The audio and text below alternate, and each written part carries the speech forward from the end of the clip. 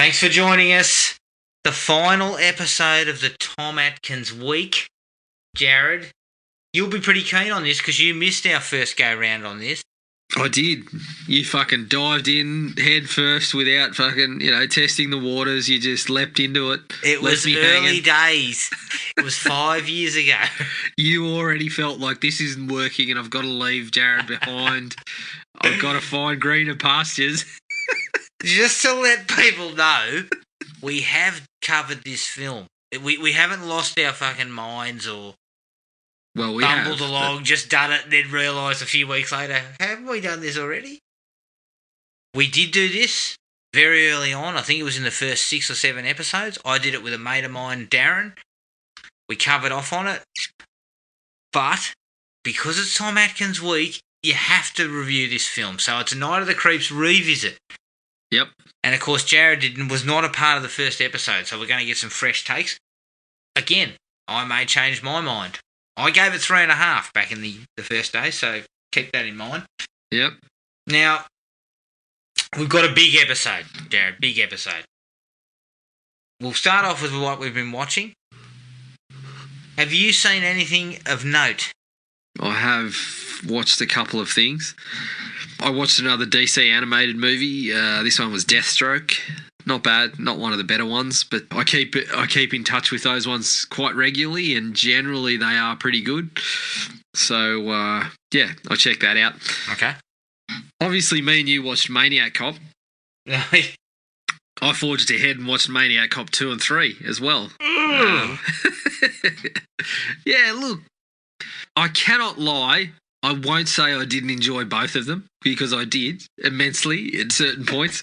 Maniac Cop 2 was better. Maniac Cop 3, yeah, she took a few twists and turns that we could have done without, but I enjoyed it. I mean, it's just, as we said with the first one, it's just a very straightforward premise that does the trick. Maniac Cop 3, when we say twists and turns, we had voodoo and an element of Bride of Frankenstein that was sort of brought into the mix. Jesus. That maybe didn't fit, but if you like the first one, check them out.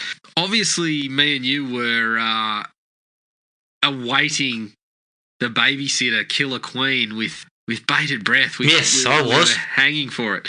So I actually went back and watched the first one. So, thankfully Netflix has dropped their feature to be able to speed it up to 1.25 and 1.5 if you're inclined. Because I'd watched it pretty recently, I did speed it up. I watched the whole thing again, but I sped through a couple of the scenes that we knew and kind of revisited the first one. I think it was even better the second time watching it. I think it was the first one. It was such a shock with the comedy and where it was going. I actually laughed more this time around. I think really, really enjoyed it. And the second one, more of the same. Like my biggest issue with the second one is that there was a fair old twist, which, I mean, if you'd watched the first one, you saw it coming a mile off.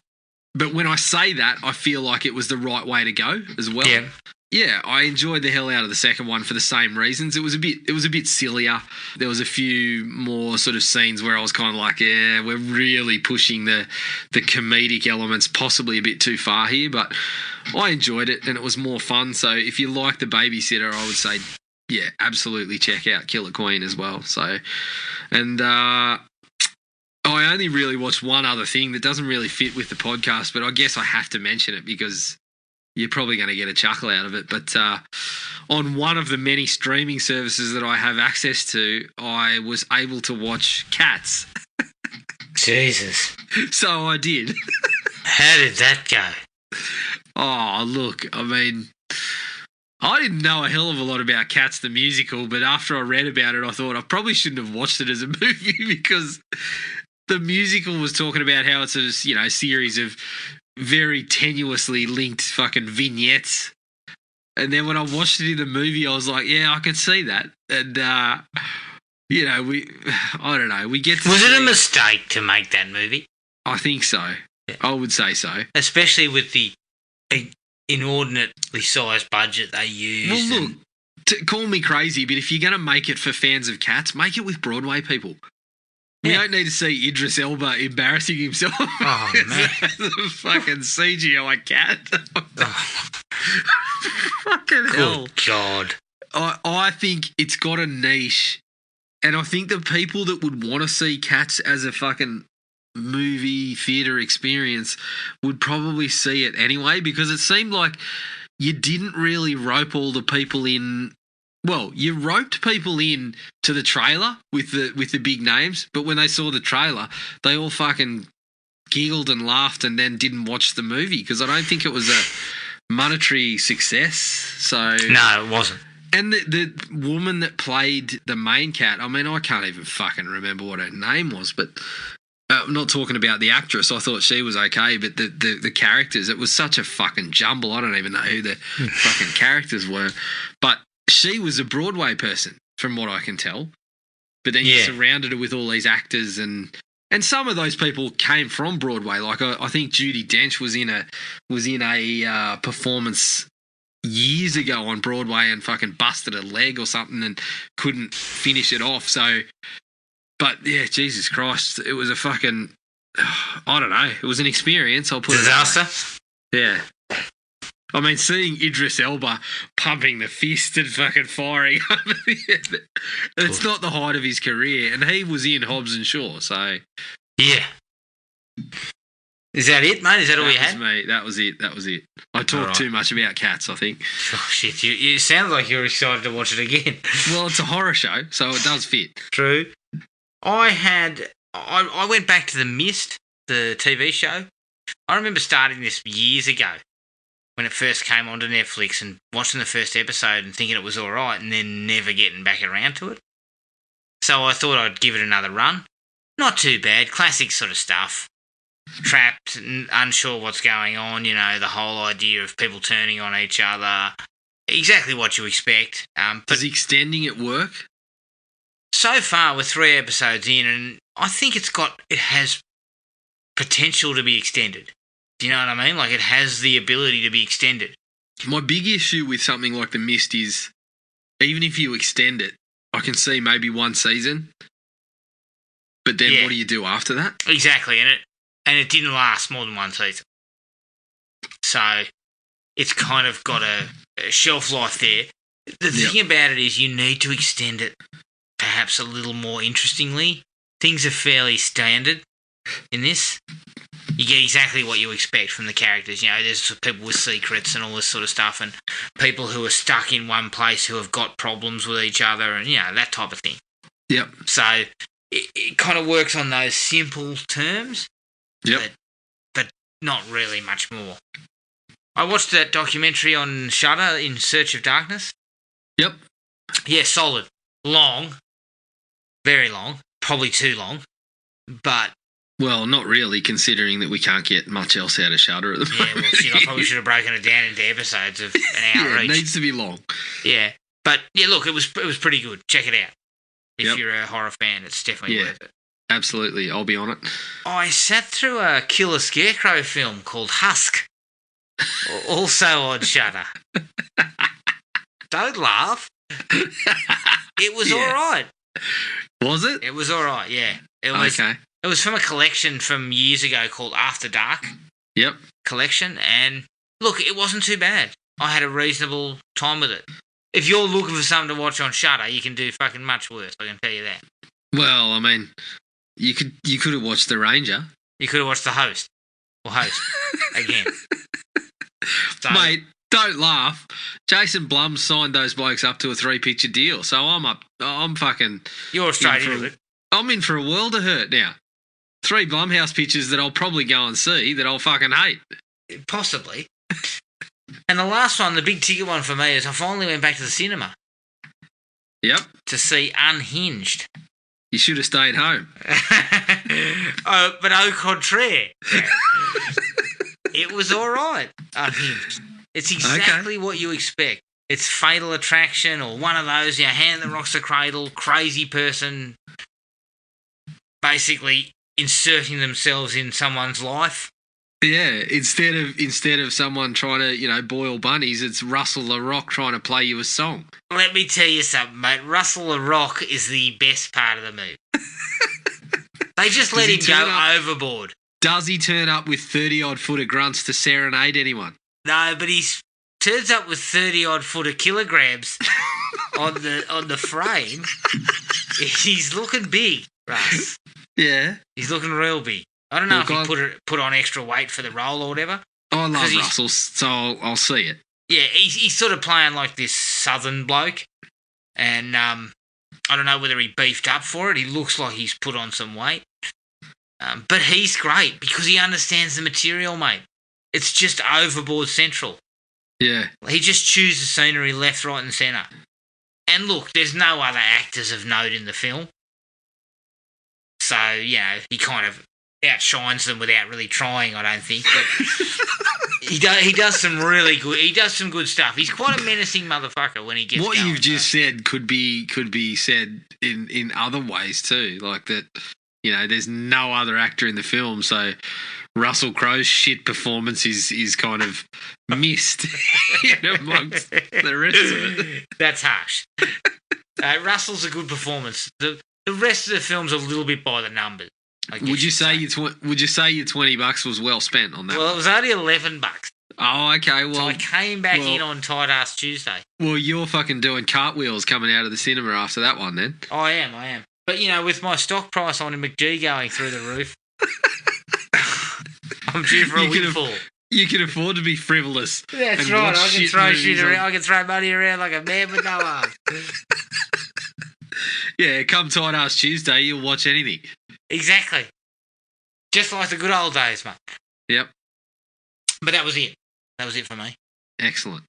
So just before we get to the film, I just wanted to throw out some news. I was talking on Instagram with a friend of the show, Luke, who's thrown us his thoughts on Night of the Creeps, as well as Tom Atkins. They will be inserted into this episode. But we were talking about the Friday the 13th box set Blu-rays. Mm-hmm. And he mentioned that they had actually found the footage from part 2. Yes. The gore footage. Yep. And I didn't remember reading that when they were giving us the initial details of what was on the discs. No, so it came later. Yeah, and I'm fucking through the roof on that. There was a lengthy Facebook post about how they found it all. I believe it had something to do with... Because I remember hearing Greg Nicotero talk about seeing that footage when he went and saw Carl Fullerton. Yes. And that's where they ended up finding it. Well, that's right. They actually asked Carl Fullerton and he dug out a VHS. And I believe, it went through a process. I believe they had to bake the VHS. You got to read the Facebook post because it goes through how they essentially just followed that lead and Carl Fullerton sent them the tape. And yeah, as I said, I don't understand it fully, but part of the process of restoring the footage was fucking baking the VHS so they didn't destroy the footage, but it was all there. I reckon it's like 4 hours worth. Well, my understanding is that it's too far gone to do any sort of recuts of the films, so it's all going to be separated from the films, and I believe the audio is fucked as well. Like there's not audio to it. I could be wrong about that, but they've discovered all those recuts from that, not the recuts, all the footage from that VHS, and are going to include it on the set. So yeah, we need to be fucking throwing a big thank you out to Brandon over at the Nostalgia Be Damned for sorting that out for us. Otherwise, we'd have Buckley's chance of getting a copy. So no, because Luke was saying he managed to get himself a copy that's now shipping to Australia. From Amazon. Yeah, but so that's where the conversation started. You wanted the poster, mate. So we had to fucking bend over. No, I wanted the lithograph. Yeah, well. You couldn't get the poster you couldn't get the lithograph without the fucking poster, could you? I know, but I wanted to go hardcore at it. Yeah. And Brandon just happened to be nice enough to do us a bloody solid. Yeah. Yeah, we owe him big time for that. We owe him big time. That is a big bit of news. Like I'm really happy with that because a lot of people have talked about wanting to see that footage and the fact that we may never ever see it. This is what you expect when you immediately drop fucking, $350. We're in Australia, so this is like a half a year's salary for us. Yeah, that's right. No, it's what you expect from Scream Factory, I guess. They've developed such a reputation for going the extra mile. Yeah. And I mean, we laugh at the length of the features that we got for something like Shocker. But at the end of the day, you love that they do that shit because it's going the extra mile for stuff that we wouldn't have seen otherwise. So well, it's disappointing on behalf of Paramount Pictures too because they should have still had that footage somewhere. Yeah, but they couldn't have given a fuck about it. Yeah, I mean, that's been proven over and over. All they cared about was the dollars that it was making. They didn't give a fuck about the property, even when it was making money. It was just like, let's distance ourselves from this. Yeah. We'll just make the cash off it and fucking it's a cheap money-making venture. But, I mean, there are people that want to see this shit and actually care about it. So it's great that people like Shout Factory are able to go and get are able to access those resources and talk to the people that were involved and start, putting together all this stuff for the people that actually want to see it. And, absolutely. Turning the oven on and baking the necessary VHSs to get it to us. Exactly. All right. Let's take a break then, Jared, and let's dive into 1986's Night of the Creeps. The night of the fall is finally here for Chris, Cindy, and JC. It's going to be the best night of their lives. But tonight is also the night of the creeps. From a world unknown comes a nightmare unimagined. First, they are under you, around you, on you, and then inside you. They get in through your mouth, and you walk around while they incubate, even if you're dead. They are a new terror. Freeze! They are a different kind of horror. Zombies, exploding heads, creepy crawlies. We could have a little problem. The creeps are taking over. I got good news and bad news, girls. What? The good news is your dates are here. What's the bad news? They're dead. You have never had a night like this. Night of the creeps. If you scream, you're dead. Night of the Creeps from 1986. Written and directed by Fred Decker, who gave us the Monster Squad, and produced by Charles Gordon, who produced Die Hard.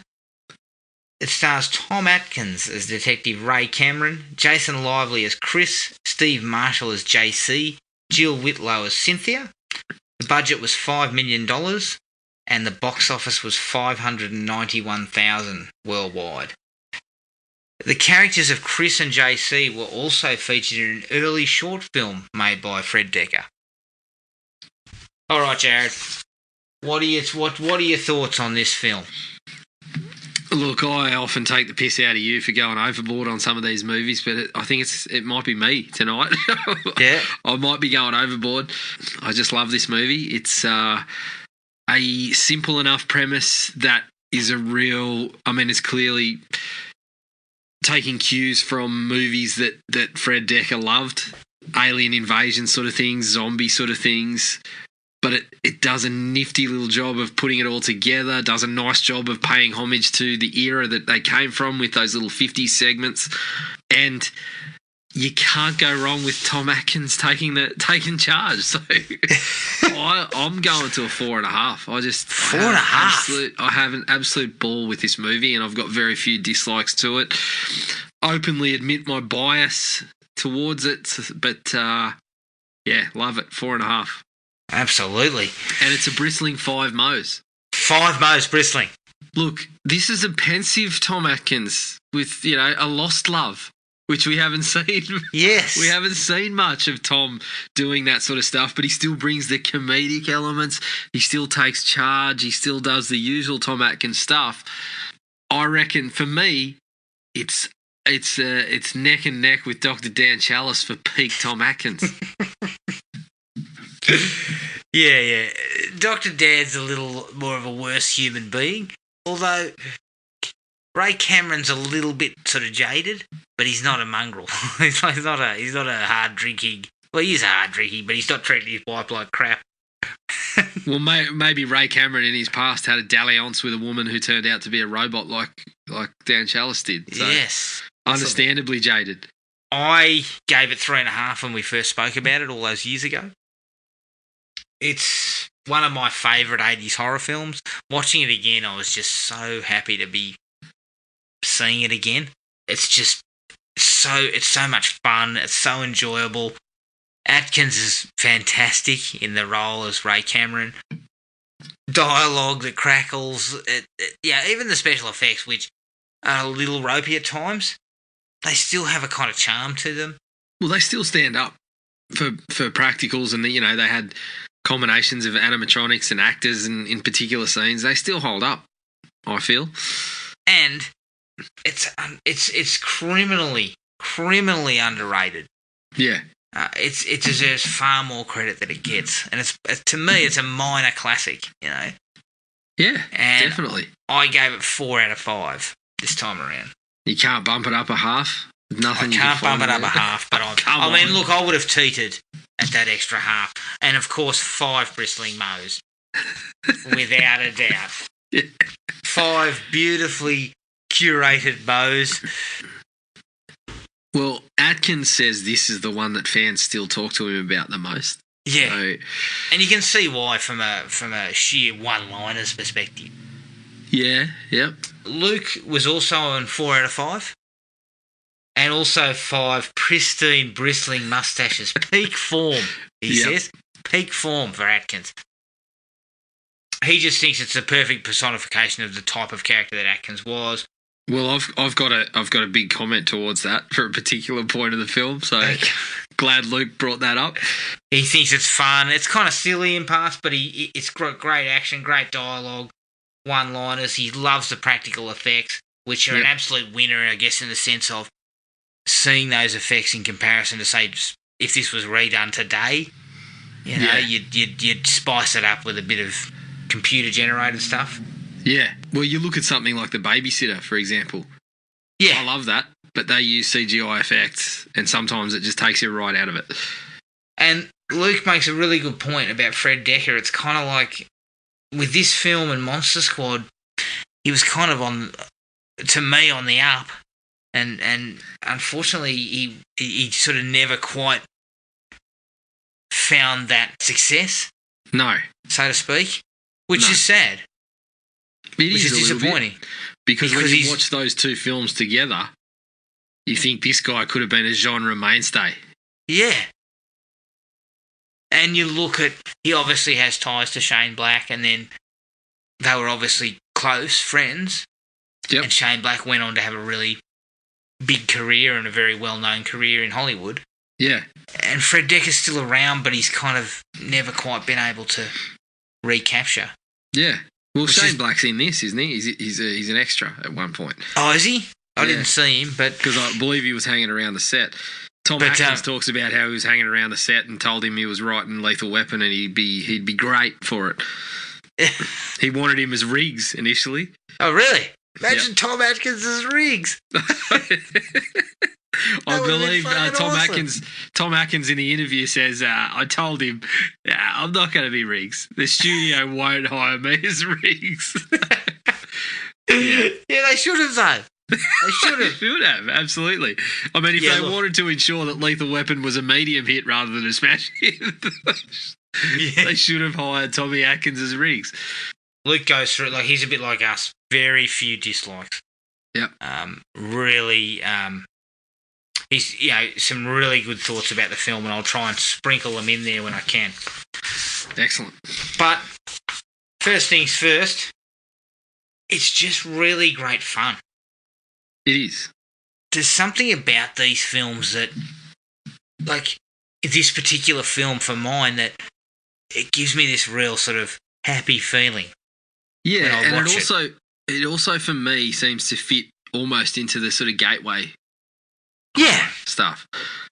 It's not super violent or gory, but it definitely fits. It's definitely got elements of real sort of horror in there, especially the way that they sprinkle in that, you know, escaped mental patient that's, you know, running around killing the kids in the 50s, that then ties into the creeps. I think it fits right in with those sort of films that you could kind of watch when you were a little bit younger and not be totally freaked out by. Yeah, but still give you enough of a bit of a chill and a bit of a vibe where you're sort of thinking, oh, that's a bit creepy, but I want some more. I want to see some more of this sort of stuff. Absolutely, and I think that's why it's disappointing that Fred Dekker didn't get more opportunities, because this and Monster Squad were both sort of gateway films. Yeah, absolutely. Monster Squad even more, because Monster Squad was almost a kids' film. Yeah. Like older age groups, but it was sort of definitely aimed at the kids that were in the age bracket of the Monster Squad, I guess. Yeah, exactly. Tom Atkins. This is Apex Atkins. Peak. For me. Absolute peak. I mean, if you're at the top of the mountain, it's this and Halloween 3 for me. Yeah. For different reasons. Different reasons, but both of them sort of, you know, this is where his characters are the most sort of enjoyable to watch. Yeah, I mean, if you wander over to Halloween 3 side of the mountain, it's probably more fresh-smelling grog, and there's probably more perfume smell coming off it as well. If you wander over to this side of the mountain, it's more stale grog and broken dreams sort of smell. Yeah, exactly.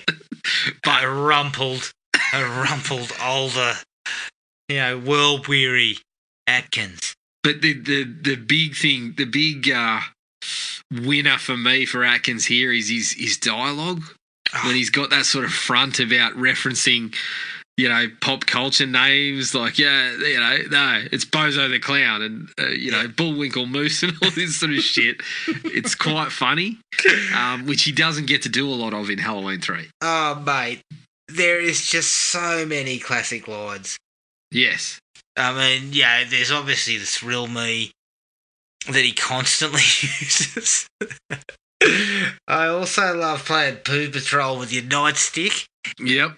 At one point, my personal favourite conversation is when he interviews JC and Chris over the dead body. Yeah, that's good. And he's there with him, and he's talking about it. It's right on the cusp of what you'd call the collegiate tomfoolery. Would you care to comment? Yeah, good stuff. It just kind of, there's a real wit and energy to the dialogue. I mean, there's an absolute cracking deleted scene, a pairing of deleted scenes too, where when he initially gets the first call to the lab, he starts dressing down the bloke on the phone because initially it doesn't sound like a homicide. And he's there going, you call a homicide detective in the middle of the night, generally you have a body. And starts fucking talking about, you know, you got to have a body and this and that. And then he goes, oh, we do have a body. We got 2. And starts, you know, talking about it like that. And then later on, another one of the deleted scenes is Officer Ramey calling him again and going, Detective Cameron, we have 1 body, not 2. And then they go back to that scene where he's there, you know, getting the rundown again. And it fits superbly with what he does in the movie, but they cut it for time purposes, I think. But yeah, it's so good the way that he's put up this guard of this guy that sort of bulldozes all the people underneath him and just sort of, you know, talks down to him, but is still kind of lovable from the audience perspective. Yeah, exactly. But some of those lines are just fantastic. The whole thing about your dates have arrived. They're all dead. It's Miller time. I forgot about it's Miller time. Classic lines. There's a lot of classic lines. That, you know, good news and bad news. Good news, your dates are here. What's the bad news? They're dead. Like, that's absolute classic. But he's got a few absolute gems. I've forgotten some of them now, but he's just sort of consistently dropping them through the film. Yeah, well. If it isn't Spanky and Alfalfa, like that sort of shit. Like, that's my favourite. creepy crawlies, aliens, and a date to the formal. That's classic Spanky. It's got quite a bit of humour too that I like sprinkled throughout. And I had to have a laugh at where in the 50s prologue, which I think is fantastic, and Luke was a big fan of the 50s prologue. Yeah, I love that. All the black and white stuff I think is a really cool way of going back to those B movies of the 50s and 60s. Well, that's right. I mean, our lens is obviously as people that didn't live through the 50s, that's our lens, right? Is those TV shows that were in black and white. So doing it in that fashion was a really smart choice, I think. Yeah. I love that bit where she's listening to the radio and it's saying a mental patient has escaped and he's now heading on foot on Route 66, just outside of Corman University. And she turns the lights on in the car and there's a fucking pair of signs. There's Route 66 on one side and Corman University on the other. Yeah. I just thought, it's silly, but it's kind of amusing. And I really like where we see the car from the back and then the escaped mental patient sort of steps into the frame and you just see his foot and then the axe comes down next to him. Yeah, that was good stuff, actually. I also thought giving us the young Ray Cameron in there was a great little through line, to carry it from the 50s to the 80s. I thought that was an absolute winner. But the 50s stuff was excellent. And it started the little Easter eggs in terms of the names and the references to other movies. Yeah. Which were pretty consistent throughout the film. I mean, some of them were so consistent that some of them you didn't even notice. Luke was also a big fan of the actor playing the pre-Mo Atkins role. Yeah, he should have had a little bit of peach fuzz at least. Yeah, he should have had like a pencil mo or just soul patch or something. yeah. But those Easter eggs, I mean, I may as well mention them now. We had the Corman University. Yeah. We had JC Hooper. I don't know if Hooper was a reference to Tobe Hooper, but JC was definitely a reference to John Carpenter. I believe they call him James Carpenter later on. Yeah. Chris Romero. Cynthia Cronenberg. Officer Ramey, Detective Landis. Mr. Minor was also another one because Steve Miner was actually second unit on it.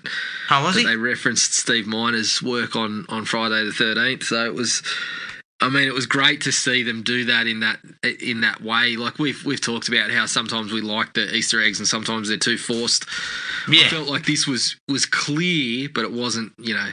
I enjoyed the way that they did it by essentially naming all the characters that way, and some of them were subtle, some of them were right in front of you. So I really enjoyed that. Well, is Detective Ray Cameron James Cameron? Is that what that's for? I don't know about that one. Speaking about the aliens, just going back for a second. Yeah. Talking about the magic of Blu-ray again. And also, delving into a little bit of the trivia. This was the first time I watched it and I actually got why the one of them was dropping the canister. Right. For all those times I've watched it, I never realised. But it's because when you see it and it's clear... that one that drops the canister is creeped, as Fred Decker mentioned it. You look at the eyes, and it's been zombified. Ah. So it's dropping the creeps to Earth, whereas the other ones have their eyes look. You can see the pupils and everything. So they're trying to kill it.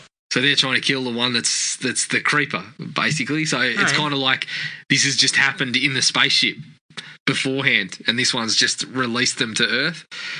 Having watched it a few times before this, that was the first time I got it. So I'll probably need to do a little bit more research. Yeah, but that's a really cool way of sort of starting it off. Well, I didn't really notice that either. It changed that whole intro scene for me. And I must say, I think this might be the first time I watched it on Blu-ray. I have had the Blu-ray for a little while, but I watched the DVDs beforehand. I bought the Blu-ray not that long ago, but I haven't watched it since I bought it. The last time I watched it was definitely on DVD, so probably clear enough to see there. But then, obviously, with all the features that we got on that last Blu-ray release, it was kind of front and centre this time, and I got that information. So, yeah, it was actually great to kind of get that and get the actual context for the intro of the film that they actually wanted. Exactly, and it kind of adds a little bit more to it. if you look closely at it. I love the 80s style college stuff. Mm. I mean, it reminded me of Revenge of the Nerds. It did. The whole aesthetic was very similar. Well, I must say, watching the trivia track, they kept mentioning people who'd been in Porky's and things like that. I thought, yeah, okay, the same sort of vibe that they were going for. That type of stuff, it's hard to recreate now. If you're doing a movie now and you're trying to take it back to the 80s, it's still hard to recreate. There's something about those movies that were made in the 80s, set on a college campus, all that stuff, the frat parties and all that sort of gear. Yeah. It all and just a lot works. of it, I think a lot of this one was actually filmed on USC, wasn't it? Yeah. Portions of it were filmed there, so you can't really recapture some of that stuff once it's gone. Yeah. I also really like the first meeting between JC and Cynthia, where he's talking to Steve. Yeah. And he's like, he had to have a phone call, or whatever. He's like, thanks, dude. And he runs off. Then he comes back later and goes, hey, man, there was no phone call for me. He starts going, sorry, what was your name again? Biff? Chad or Chad. Yeah, that was good, actually. Yeah, I like that a lot. I really enjoyed that scene. It also starts to develop the relationship between Chris and JC, which is one of my big likes of the movie. Yes. I think they do a really good job of developing that. The lines between them feel kind of sort of, natural for that kind of environment. And, I'll get to it down the track when we start sort of going further down what happens later in the movie, but yeah. I think it sort of sets some of that stuff up really nicely, and they have some great lines. I love when they get back to the dorm and they start fucking having a bit of a fight, and JC says to him, if you weren't such an asshole, even girls would like you, and a couple of lines back and forth like that, and then they really quickly get over it. I think it's just a really good relationship.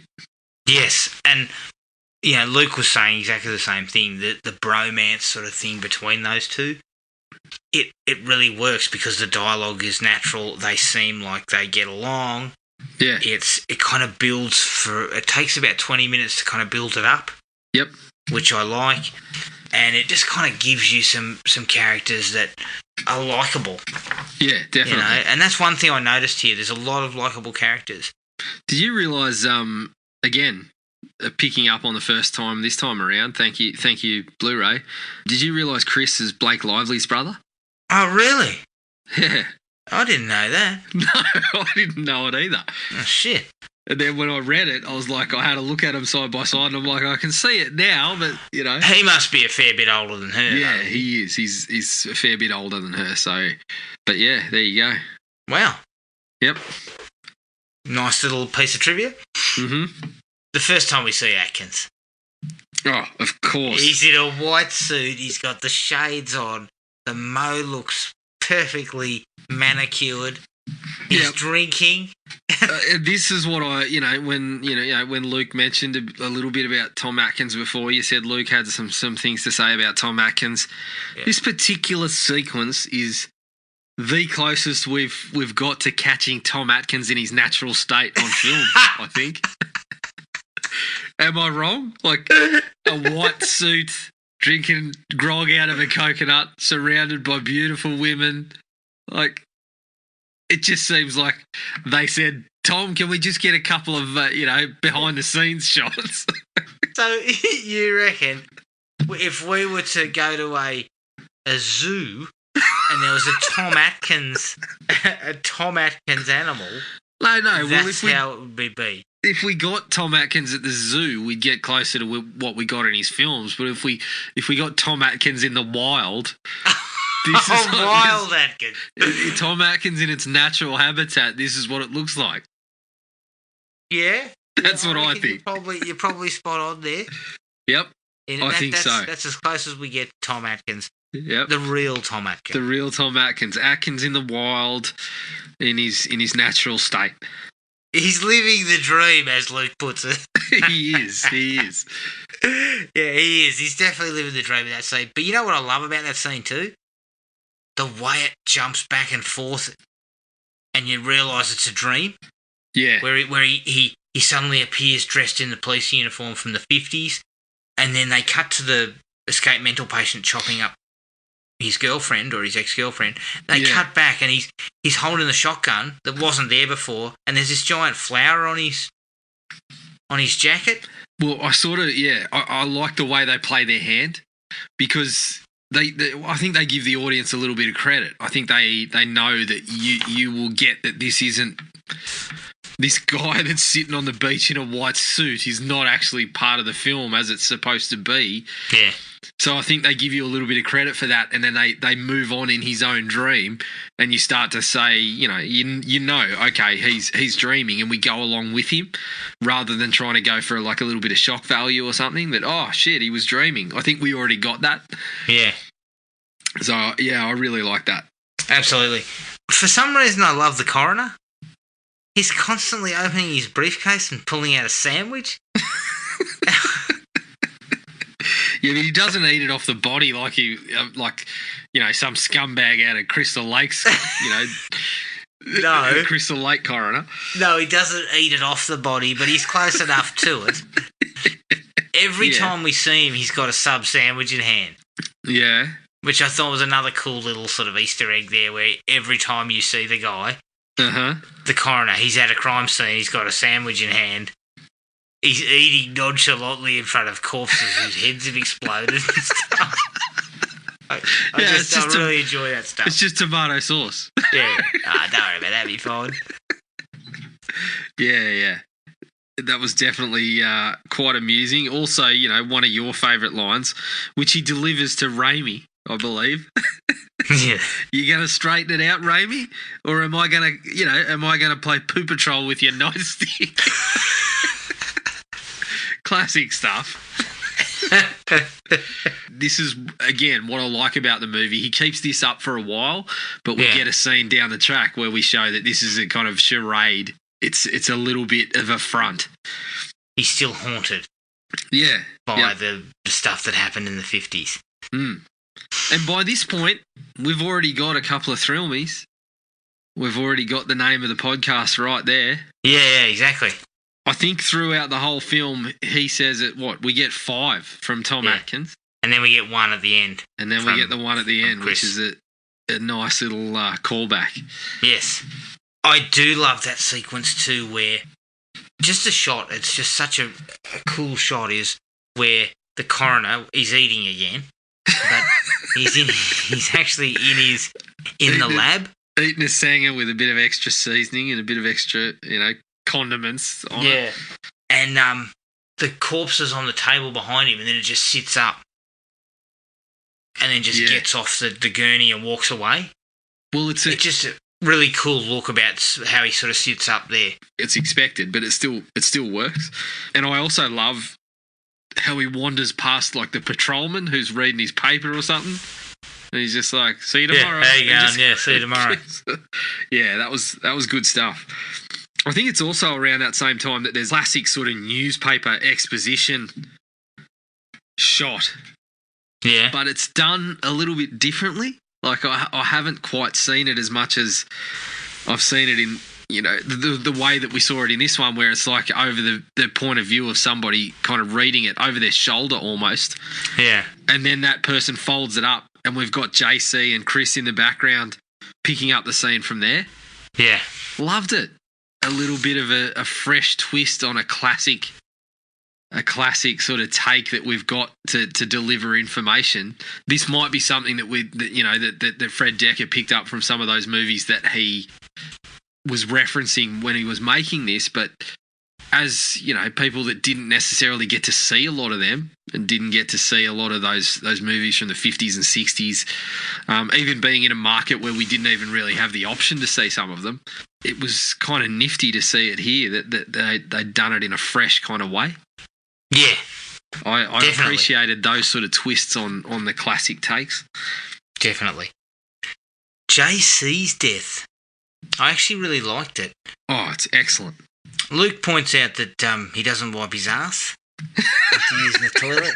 So he joins JC's secretly, JC, maybe he was from Crystal Lake. a resident of Crystal Lake. Is currently going to college. Where you don't get taught to wipe your fucking ass after you go to the toilet. Yeah, and if I remember rightly, he realises there's trouble brewing and he just whips up his strides. I'm thinking, hang on. You've got enough time to wipe your bum. Yeah. You're not...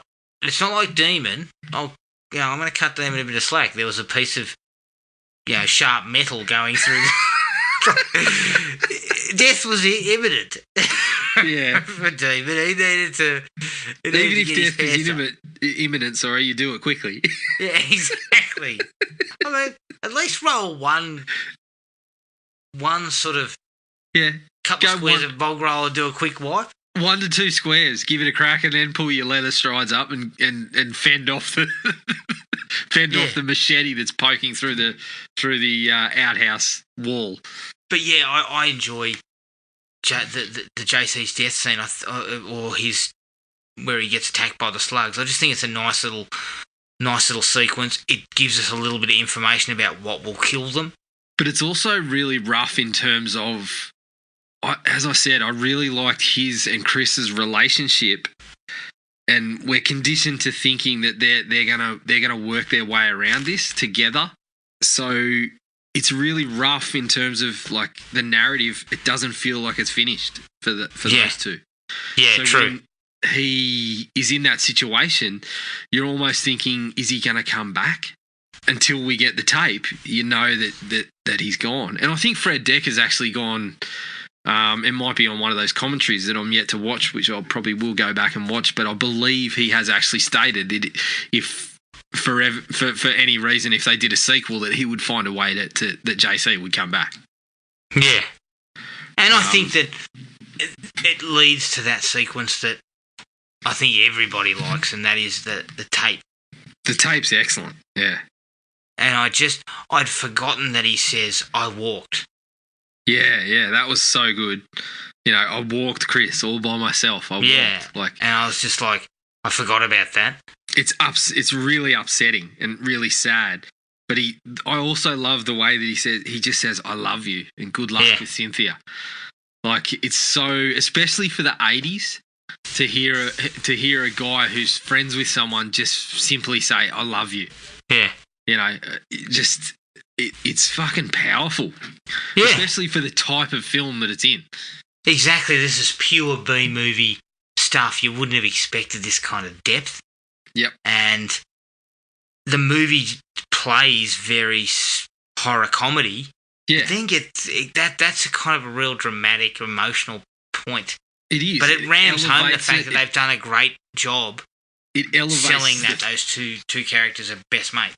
Yeah, it elevates the material. It elevates the threat, and it just I don't know. I also just love the fact that he was a character that had a condition of some sort. We never found out what it was. He was just a character. He was just there. It didn't play into anything other than. He's just a guy with a disability of some sort. We never find out what it is. It never comes into the story. It never. Yeah. You were almost conditioned to thinking, how are they going to put this into the story somehow? And they never. Yeah, well, that's what I thought. Yeah. I thought for some reason it was mentioned somewhere, but it's not. No. Which was it's really only great to see. Works. Yeah. It only sort of comes up when he says, "I walked," and the bully guy tripping him over. What was his name? Brad. That's Brad, right. Yeah. Luke has got no time for Brad. No. Prick of a bloke. Yeah, cut of a bloke, he says. Basically. I'm paraphrasing. I don't think he actually says that, but let me just give it to you. Credit Luke with that one. He says here, Brad's headshot and subsequent roasting were great. It's always good to see an arsehole bite it, even if they're already dead. Yeah. Yep. I agree, 100%. Spot on. Just going back, we kind of tied the death and the tape together, but just going back slightly, I love the cat. Yes. I think it's got all the bloody worms hanging out of it. Yeah, I think because it's such a trope, to get the cat creeping in and then see it like that was kind of like, oh shit, like I wasn't expecting that. I was actually just expecting the cat just to scare someone for a jump scare, but to actually get it where the cat is infected with this shit or creeped, as Fred Decker was calling it, I thought that was great. Yeah, it was fantastic. And to backtrack again, because as you pointed out, we tied those two pieces together, and they're not necessarily. Yeah, there's a bit of a one gap after between the other. them. There's a gap between them. Yep. That's also where we get that sequence where Atkins loses his cool. Yeah. And full of piss. He's back on the piss, and he just lays out the story to Chris about what happened. Just digging into it. Yeah, it's the first time that he sort of drops the pop culture references and the facade and just lays out what we kind of expect because we see him in the 50s. Yeah. We sort of know there's more there and there's more coming, but just the delivery of the man. This is why you get, 5 bristling mows for this performance. This is why you come within a hair of being Martin Riggs. That's right. That's right. This is why, rather than Riggs having a mullet, he nearly had an overgrown mustache. Is because of delivery like this, just the way that he drops all that info. Again, I think it's a combo of nifty writing. It was just a nice tribute to those films that they loved, but I thought the way that they brought it back around, tied the maniac and the axe and whatever in with the creeps and whatever, like I really liked it. And the way that he talks about how I found it, I found her in the car and on the road and on the, like, he delivers it so well. This is, remember I said during the Maniac Cop episode that Tom Atkins, if he'd have been 30 in the late 80s, he could have been sort of Bruce Willis. Yeah. Right? Yep. Although Last Boy Scout is a darker film, I guess you'd say. Yep. There are similarities between Detective Ray Cameron and Joe Hallenbeck. There is. And I must say, I had to laugh. I watched the interview, the Tom Atkins Man of Action interview, and he mentioned how one of his first gigs was with Frank Sinatra in The Detective. The Detective. And I thought, we were close. We were close. You're making it tenuously. We were close to John McClane, played by Tom Atkins. Just if only he'd been born a few years later. Yeah. John McClane. Oh, I love McClane. I love it. There is definite similarities, and it's funny that the dialogue for both of those films are written by guys who were obviously friends and had lived in a house together and had similar, because I believe Shane Black's into all those old hard-boiled sort of detective novels and stuff, and you see a few of them in Atkins's apartment in this. Yes. That's why I get the Joe Hallenbeck, Ray Cameron sort of link, because they're both scumbags. Let's not sugarcoat it. Yeah. They're kind of roguish scumbags. But if it was played by Tom Atkins, we never would have seen his daughter, and we would have fallen in love with Tom Atkins on the screen as he was, regardless. You know what? One of my favourite lines in the entire film, when he's driving to sort out the corpse of the mental patient that's now dug itself out from the ground. Yeah. And he's going, where are my backups? And then 2 cop cars come flying out, one behind him and one in front of him, and he looks at them and goes, never mind. Yeah, that was a good one.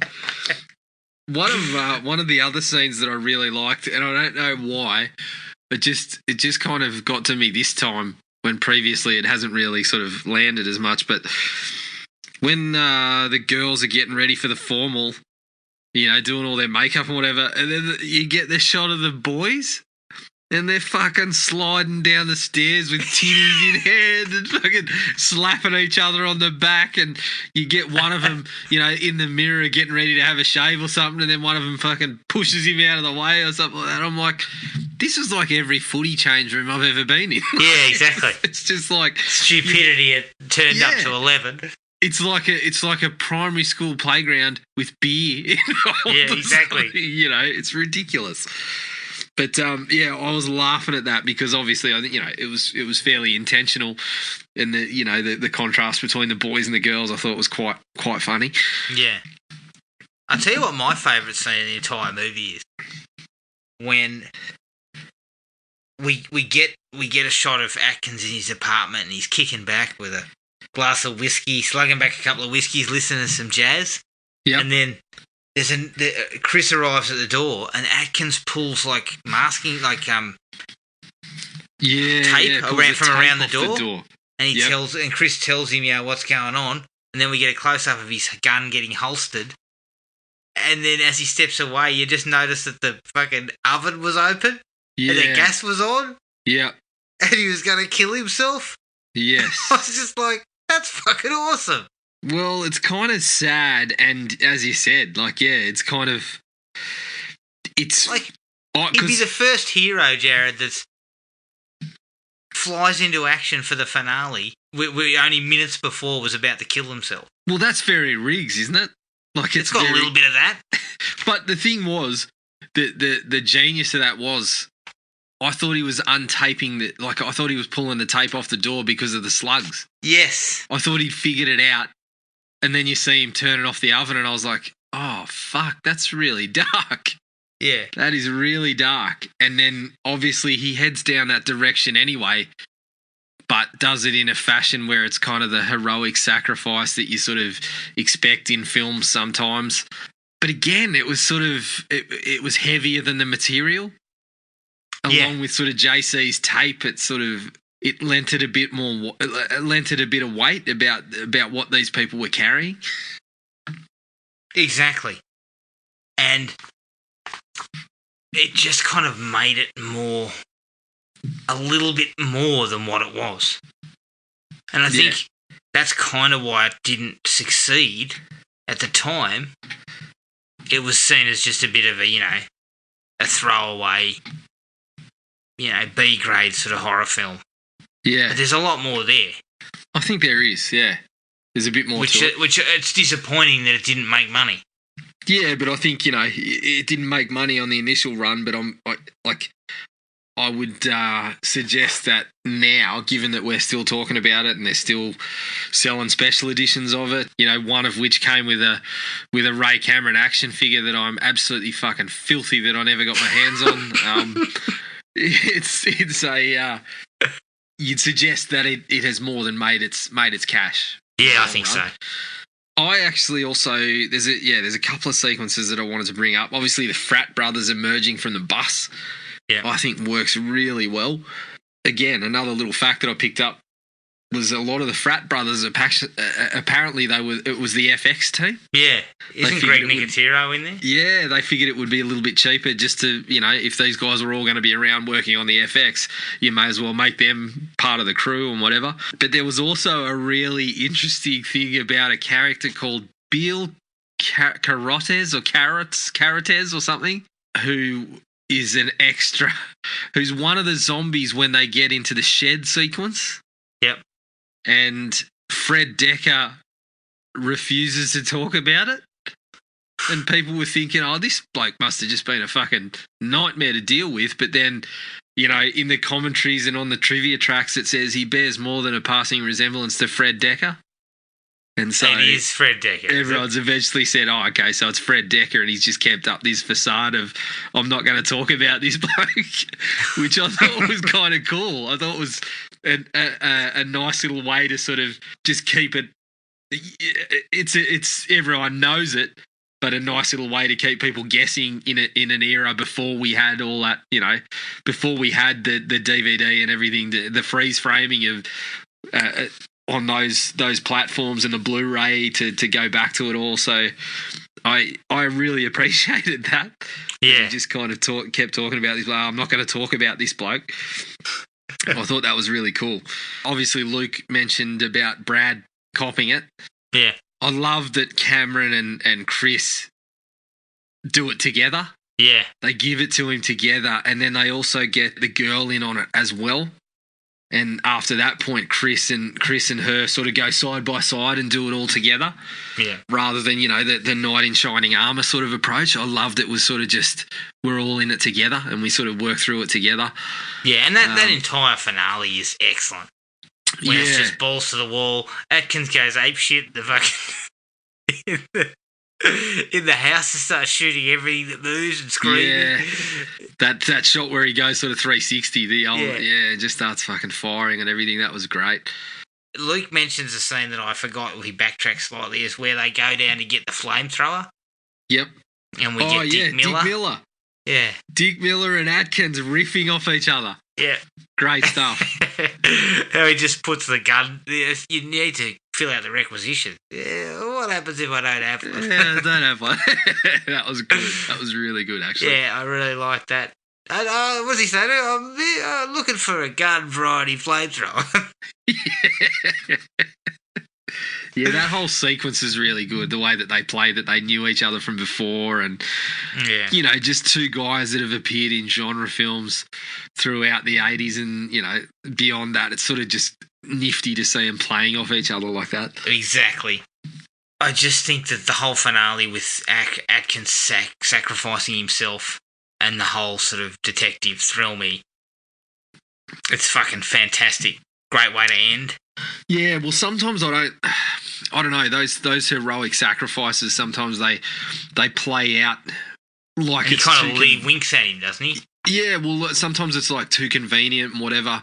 But as we said, we briefly mentioned before that we've got that portion before this that shows the fucking pain that this guy's in. For all the comedy and shit that he comes out with, he takes Chris back there, pours a couple of drinks and fucking pours his heart out.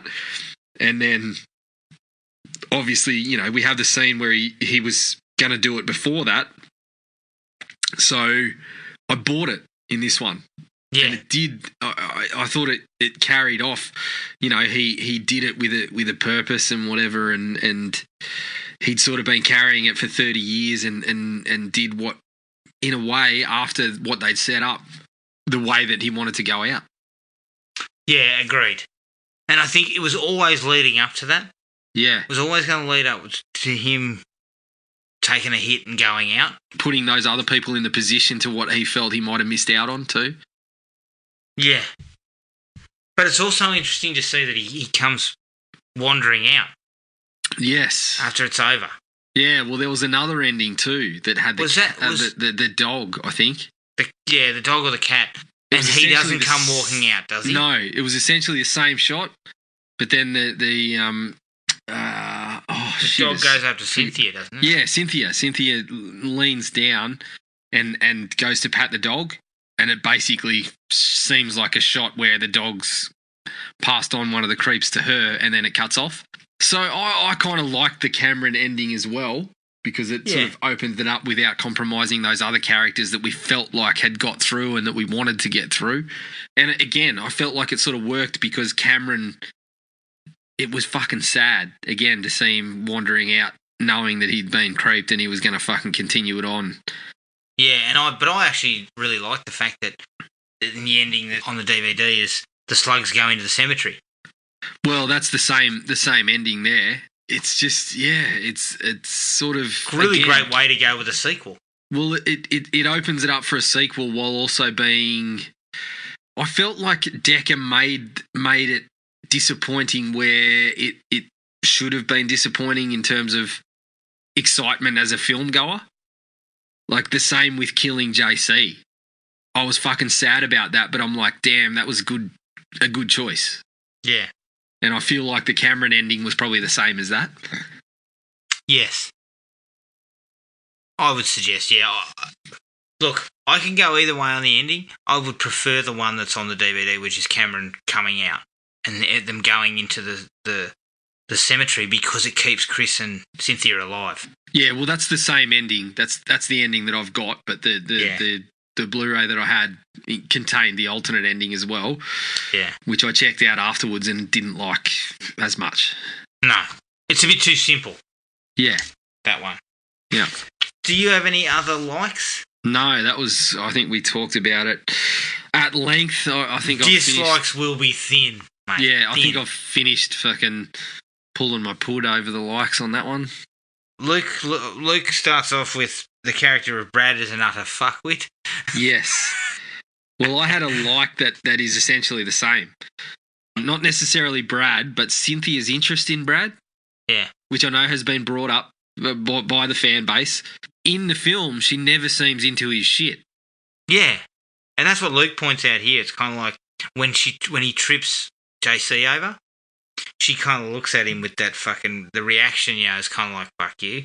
Yeah. Where she sticks her finger up at him. And prior to that, it's kind of like... We don't get a lot of them prior to that, but from what we get of her and what we get of him, it's never... There's never this scene where there's a reason for them to be together. Yeah.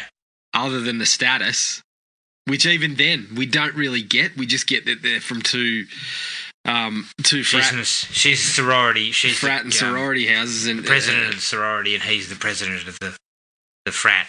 So it's kind of like by extension, they sort of their status and standing. Yeah, puts them together. I guess we get that, but it's just sort of. Whenever we see them together in the film, she's never up with his fucking bullshit. Yeah. So, yeah, that was a little hard to buy that they were together because he is, Luke's not wrong. He's a fucking bell end from the get-go. Yeah, he's a real tool. Yeah. Some of the effects, although most of them I think are pretty passable, some of the slug work is a little bit... you can see they're obviously being dragged. Yeah.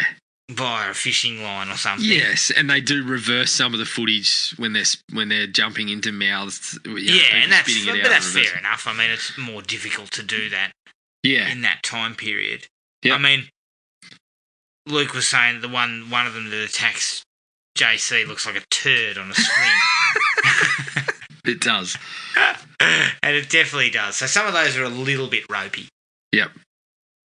Some of the acting's a little stiff. Do tell. Yeah. Who's stiff? I think at times JC and Chris, you can kind of see that they're both inexperienced actors. I think you're right. The acting work sometimes is... It's not a great deal, but there are times when it's just not quite. Especially when Tom Atkins is around. Well, I agree, but I think the strength is they do look like buddies, and yes. I think they do. I mean, the people that worked on the movie all say that they all got along really well together, and they do look like friends. But you're right. I think some of the acting moments are a little bit off, perhaps. Like the sequence where they're being interrogated by Atkins, it's chalk and cheese. Yeah. Well, I mean, shit. Who wouldn't be intimidated by the man in the king in that particular sequence? Yes, King Tom. Exactly. And yeah, look, it's not super bad. That's the thing. To me, it's a bit of a minor negative. It only crops up occasionally that the acting looks a little bit not quite. You can see their inexperience, but for the most part, it works. Luke reckoned one of his dislikes was when Chris hands Cynthia the flamethrower, and then he begins sort of like whining like a bit of an idiot. He's telling her how to fire it, all this sort of shit. It's like, come on, mate, just cool it up, just relax a bit. I actually had a dislike just prior to that. Yeah, and that was Cynthia sitting down with Brad when he's clearly. Oh yeah. Because and she opens the door and looks at him, and his face is all and I think the big thing for me is she's the one that had seen the bloke that broke out of the lab before that. Yes. And so she's kind of the only one that's got to look at someone that might have been in this state and is trying to convince other people of that. So when Brad comes in and sits down, I mean, if it had been anyone else, I could cop that, they think he's in a costume and he's playing a gag or something like that. Yeah. But she'd seen it and been scared by it. So when she sits down with him, I'm thinking, would ya? Like, yeah. I don't know about that. It was a little bit of a leap. Just a little bit. I mean, I had it as one of my likes that they all kind of teamed up and did it together, but I think Luke's right about a little bit of the sort of, a little bit over the top in terms of we'll give you the weapon and then sort of kind of explain how to use it and all this kind of stuff. Go over the top like Luke also like he'd done it before. Yeah, exactly. Luke also said that his last dislike was when Atkins tells the sorority girl to lock the door. She fucking dawdles over there. She couldn't have gone any slower. Like she's got all fucking day. I mean, Jesus. If Tom Atkins tells you to get there, fucking get there. Yeah. If this bloody grizzled-looking cop smells like grog, comes in ranting and raving with a loaded gun about fucking aliens, exactly, and tells you to lock the door, you haul ass. I'm up swinging off that fucking door handle before he's finished the sentence. I'm over there.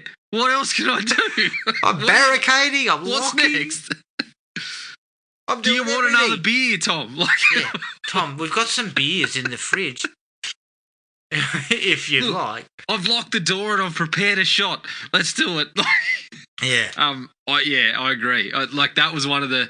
I cracked up at that. It kind of takes away some tension too. Yeah, not for the reasons I was laughing at the other stuff in the movie. I was just like, come on, let's get over there. Let's do it. I had one. It goes back a little bit, but the challenge from the frat boys, dropping a dead body on a fucking doorstep. Even in the 80s, that was a bit off, wasn't it? Yeah, I'm saying, listen, I think I won't pledge. That's right. What the fuck's wrong with you guys? I would say, listen, the frat house down the road, they're just going for the simple fucking dead dwarf gag that Conal Cochran created. I think I might just go down there and see if they've got spots available. One of the frat houses down the road is just into serious hazing. Yeah. I think I just had to. They said if I egged your place, I could get in. So I think I'm going to do that. Yeah, it's kind of a little bit silly. To link them to the dead body and get the creeps moving. Well, that's a little bit sort of. You put the dead body thing out there, but then JC and Chris thinking we'll go to the science lab to do that. I understand the thinking behind that about university sort of med practices and what they have to do with dead bodies and whatnot, but they go into a fucking secret lab with codes on it and all this sort of shit. It's a bit much. It's a fair bow to draw. My last dislike was only fleeting. But I'm pretty sure. Look, can I stop you there? We've fucking had too many. This movie shouldn't have this many dislikes. Yeah, true. It probably shouldn't have this. But these are so minor, mate. All right, I'm pretty sure. Go on. I noticed that Chris might have had a front crease on his jeans. That's a no-go. No one's done that. Unless I was mistaken, but I can tell you now, nobody does that. And if you're ironing your jeans to crease the front. Yeah, that's immediate lack of cool. Yeah, that's why you don't have a girlfriend. You're creasing your jeans. It's not because you're not in a frat house. It's because you've ironed your jeans. Look, as a man who does not want to spend any more time ironing than I have to, you don't do that just for time's sake, let alone, Yeah, I know what you're saying. And you know they're going to just be covered in grog. Covered in grog by the end of the night. I mean, I don't even crease me work pants. I just hope that after a bottle of Jack, sleeping on the couch will fucking put an automatic crease in the work jeans when you stand up and go to work the next day in the same pants, like Tom Atkins does.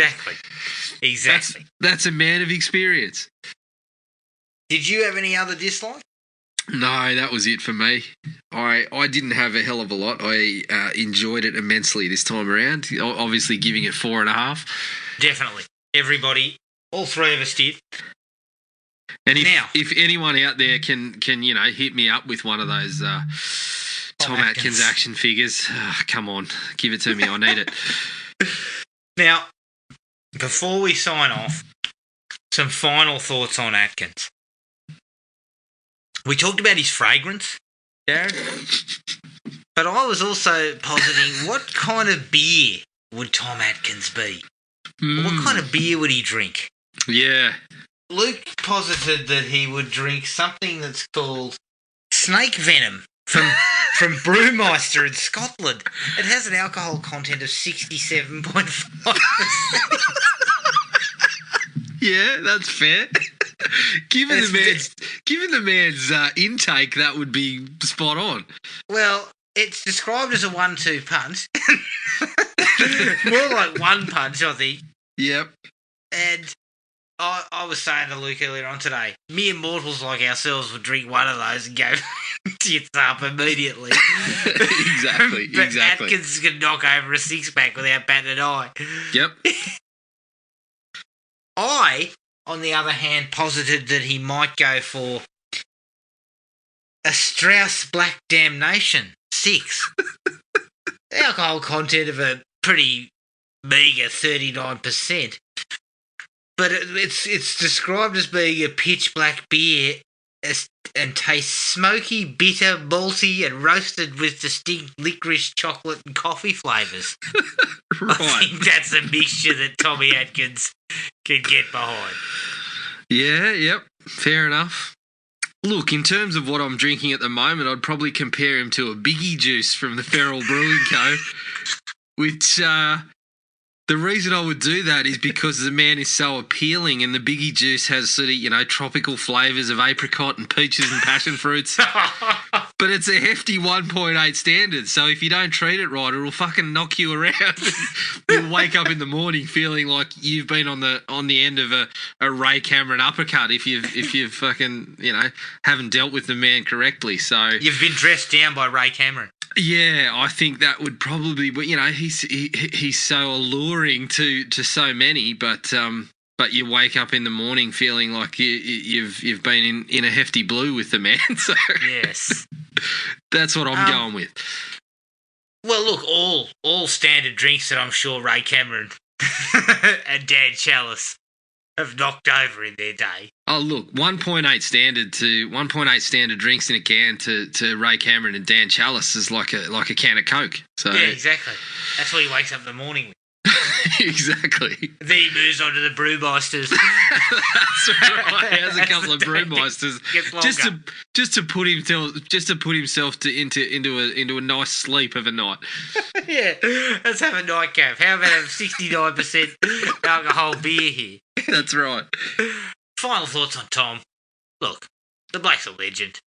I think it's pretty stock. As far as genre films are concerned, Night of the Creeps is where he really gets it all together. He's very good in. I enjoyed him in Maniac Cop, Halloween 3. Throw the fog in. I mean, he's more of the hero in The Fog. Yeah, more of a sort of a hero character.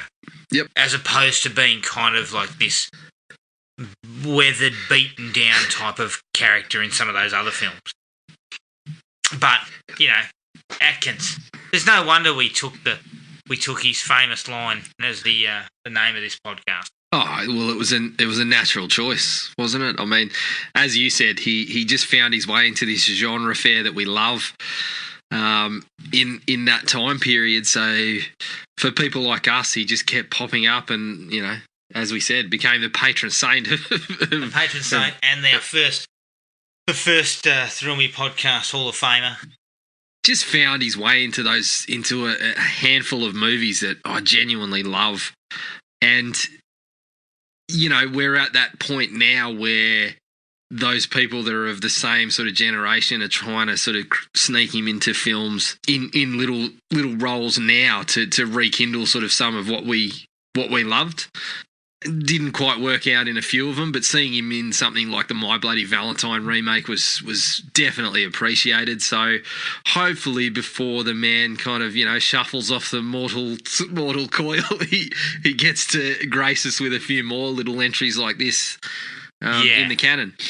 And look, he embraces his stuff. Yeah, absolutely. That's what I like about him. He's a character actor. He's had a very long career. Yep. And he's willing to talk about these films, which I think is great.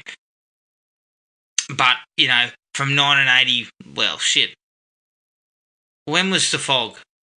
81, I think. 81.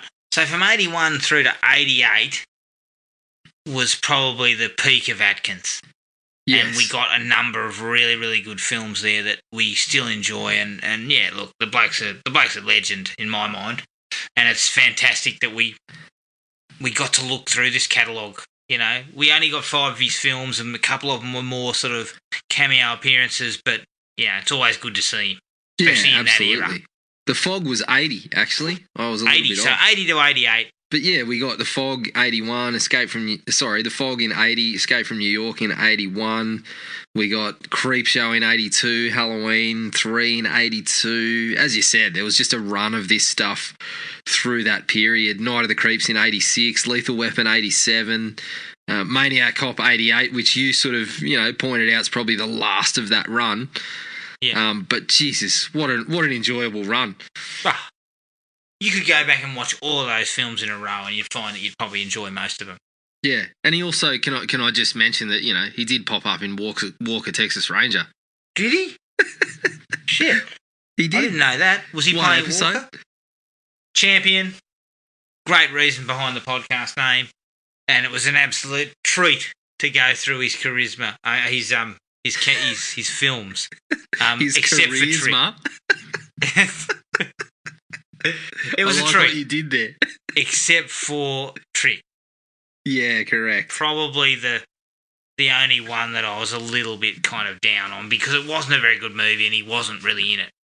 No, that's much. Right. Even something like Creepshow, which he wasn't really in, it was nice to go back to. But, obviously we checked out Trick because of the time frame that it was kind of his last genre entry that we hadn't covered yet. So it was nice to see it, but we'll leave that where it is. I think so. That is the end of Tom Atkins' week. Luke, thanks again, mate, for providing your thoughts. Always welcome. Can Luke possibly provide a couple of those Brewmeister beers to us? Or? I think he said he was looking it up on Google too and came across it, like us, probably had his fucking jaw hitting the floor thinking, Jesus, who drinks this? Yeah. Like my liver would explode. Yeah. I'd have to take it. I'd take a shot and that'd be the end of me, I think. Yeah, exactly. You can find us on Podomatic, iTunes and Spotify. Our email address is thrillme@iinet.net.au. Our Facebook page is Thrill Me Podcast Australia, and we're at Podomatic at thrillme.podomatic.com. We're also on Instagram at thrillmepodcastau. Make sure to rate and review us on all the platforms that you can find us on. Keep an eye on the Facebook page for details of what we will do next. We may actually take a week off. It's, Tom Atkins has taken it out of us. Well, you're looking to take a week off, but I'm looking to find some shit to sort of get you back on board. To force me through. Yeah. Well, not force you, just sort of entice might be the word. To say, hey, I'm watching this. It's like putting a mousetrap out with a small amount of cheese in it. Yeah. And you smell the cheese and go, fuck, let's make an episode on that one. Yep. But until the next episode, take it easy and we'll catch up with everyone later. Cheers. Find the podcast at Podomatic or on iTunes. Don't forget to rate and review. Like us on Facebook at Thrill Me Podcast Australia or contact us at thrillme, all one word, all lowercase, at iinet.net.au.